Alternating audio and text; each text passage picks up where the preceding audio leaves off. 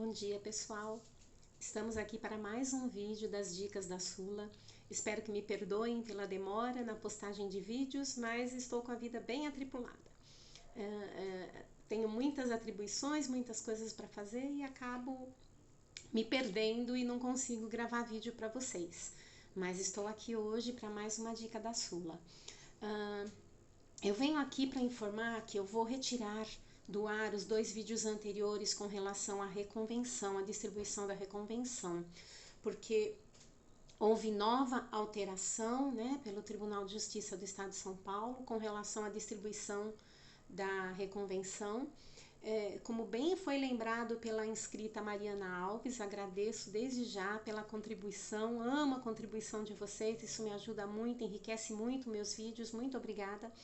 Essa alteração foi feita através do comunicado CG 786 de 2021 e dessa forma o procedimento agora ficou estabilizado. Então, como é o procedimento agora para distribuição da reconvenção?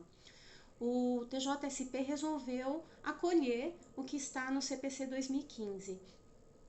Lá no artigo 343 e seus parágrafos do CPC 2015, está descrito que a reconvenção poderá ser proposta numa peça única juntamente com a contestação. E recebida a contestação com reconvenção, o cartório promoverá a remessa dos autos ao cartório distribuidor para as anotações, de praxe e para a criação das partes reconvindo e reconvinte, que o réu é reconvinte e vai ser o autor da ação da reconvenção e vice-versa. Com essas anotações, o processo volta então para a análise do juiz e o magistrado então vai analisar a reconvenção como uma peça inicial, pedindo as alterações necessárias caso aconteça de precisar de alguma emenda, tá? Vale lembrar que pela reconvenção ser uma ação nova, deve ser respeitado todos os incisos e os ditames, dos artigos 319 e 320 do CPC, porque é uma petição inicial, tá, pessoal? Então, toda partes, objeto, descrição do direito, valor da causa, tudo de acordo com uma petição inicial. Nesse sentido, eu explico ainda que a reconvenção pode trazer algumas novidades, que seria a ampliação ou diminuição subjetiva e objetiva. O que seria isso? O que significa essa ampliação ou diminuição subjetiva ou objetiva? Subjetiva é quando o réu reconvinte traz um novo sujeito, uma nova pessoa que vai figurar na reconvenção. Então, de uma forma simples, autor e réu na ação principal, o réu entra com a reconvenção e coloca mais uma pessoa, como por exemplo, numa ação de cobrança. O réu entra na reconvenção e coloca como nova parte o fiador, deste contrato. Imagina um contrato de locação, algum contrato que vocês fizeram e teve um fiador. E na ação principal de cobrança, o fiador não consta como parte no processo e o réu reconvinte entra com o pedido para que seja adicionada essa parte. Então, isso é uma ampliação subjetiva. Ou caso contrário, uma diminuição. A pessoa entra com uma ação com 2 ou 3 réus e um dos réus entra com reconvenção dizendo, olha, aquele réu que você apontou como réu não tem nada a ver, é parte ilegítima para essa ação e comprova, que essa parte não deve figurar nessa ação. Obviamente, o juiz vai analisar posteriormente se vai excluir ou não essa parte, ou no caso da ampliação, incluir ou não a parte, tá?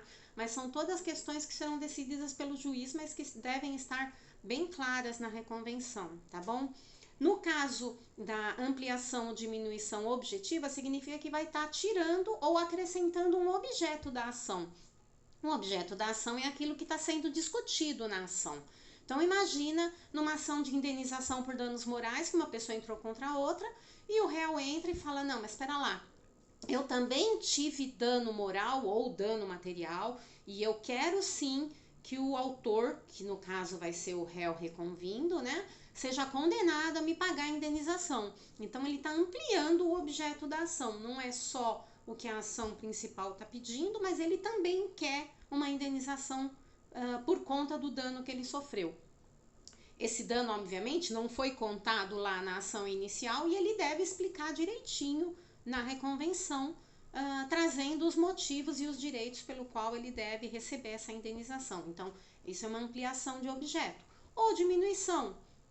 Estamos discutindo a propriedade de um imóvel e o réu entra dizendo o seguinte: olha, apresenta a matrícula atualizada do imóvel e diz: olha, esse imóvel já está em nome de uma terceira pessoa, essa compra e venda foi efetivada antes do que está se discutindo na ação principal, então esse imóvel não pode ser objeto da ação, mas sim o imóvel tal, por exemplo. Então, assim, o objeto da ação continua sendo a discussão por um imóvel, mas ele tira um e coloca outro. Então, em toda essa situação, ele está apresentando novas provas e um novo objeto a ser discutido. E o juiz vai ter que analisar tudo isso, tá? Então, quando você for distribuir contestação com reconvenção, você deve prestar atenção em todos esses detalhes, tá? Bom, como eu disse, tudo isso vai ser analisado, o juiz vai analisar e receber a reconvenção ou pedir para que seja emendada a reconvenção, vai atribuir um novo valor da causa caso esteja errado, o juiz pode de ofício atribuir valor à causa e vai dar prazo para que seja emendada. Caso não haja necessidade de emenda, a reconvenção seja recebida, vai se abrir prazo para que haja contestação à reconvenção e ao mesmo tempo prazo para réplica, tá? Da contestação que foi apresentada juntamente com a reconvenção. Agora, como em todos os vídeos eu trago uma dica da Sula, né? Aqui uma dica de ouro da Sula. Como vocês já sabem, eu trabalho na vara de família, né? E já há bastante tempo, desde 2015. Então, eu vejo passar pelas minhas mãos muitos casos de reconvenção na área de família que acabam atrasando o deslinde da lide desnecessariamente, tá, pessoal? A maioria dos processos de família, mas principalmente alimentos e guarda de menor, são ações de caráter de natureza dúplice. O que significa isso? Tanto o autor quanto o réu têm direito àquele objeto que está sendo discutido, que é ou o alimento ou a guarda do menor. E tanto o autor quanto o réu podem pedir valores diferentes para alimentos, ou não, a guarda não vai ficar comigo, vai ficar com outro, ou melhor, o que eu tenho visto muito, o réu, a autora, né, a mãe da criança entra com pedido de guarda unilateral e o réu entra com pedido de guarda compartilhada. E ele pede isso em sede de reconvenção. Isso não é necessário, pessoal. A própria contestação da ação de guarda dá base, né, para que o réu entre e fale: não, eu quero a guarda compartilhada, ou eu quero a guarda para mim. Unilateral, sim, mas para mim, não para ela. Tudo isso pode ser discutido em contestação. Não há necessidade de entrar com uma reconvenção, tá? E por essa natureza dúplice, tudo pode ser discutido na contestação, tá? Com relação, obviamente, ao objeto que foi colocado na inicial. Se você estiver ampliando um objeto, aí sim cabe a reconvenção. Mas se você for discutir o mesmo objeto da inicial, não, eu não quero pagar alimentos em X, eu quero pagar em valor Y, tudo bem. Pode ser em sede de contestação sem necessidade de reconvenção, tá bom? Isso faz com que o processo consiga andar um pouquinho mais rápido, porque vocês sabem que a morosidade no judiciário é enorme. Temos poucos funcionários e muitas ações e é praticamente impossível a gente cumprir as tutelas de urgência na urgência necessária. Então, se vocês não querem acrescentar mais prazo de contestação, réplica, mais análise do Ministério Público, mais análise do juiz por uma questão que já está sendo vista na inicial, não entrem com reconvenção na contestação de alimentos e de guarda de menor, porque é desnecessário, tá? Isso vai fazer com que o processo vá um pouquinho mais rápido. Essa é uma dica da Sula. que eu gosto muito de trazer para vocês, porque são detalhes que só quem vive na área de família é que consegue esses detalhes, e eu sei que a maioria dos advogados atua em várias áreas, dificilmente se especializa só em família, né? Porque não consegue suprir as necessidades do advogado só com a área de família, então atua em várias áreas. Então, como eu trabalho muitos anos na área de família, eu venho aqui dar essas dicas para vocês. Eu peço que entendam, né, esse monte de alteração que teve no caso específico da reconvenção, e me desculpem, né, vários vídeos sobre o mesmo assunto, mas a atualização deve ser feita e eu estou aqui para trazer para vocês, tá bom? Espero que tenham gostado de mais essa dica da Sula. Não se esqueçam de deixar o like.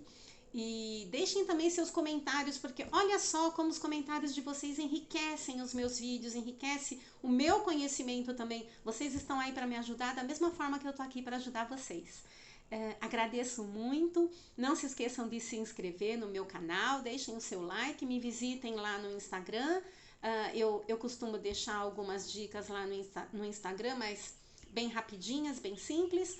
O conteúdo mesmo está aqui no YouTube. Agradeço muito a participação de vocês. Grande beijo. Tchau.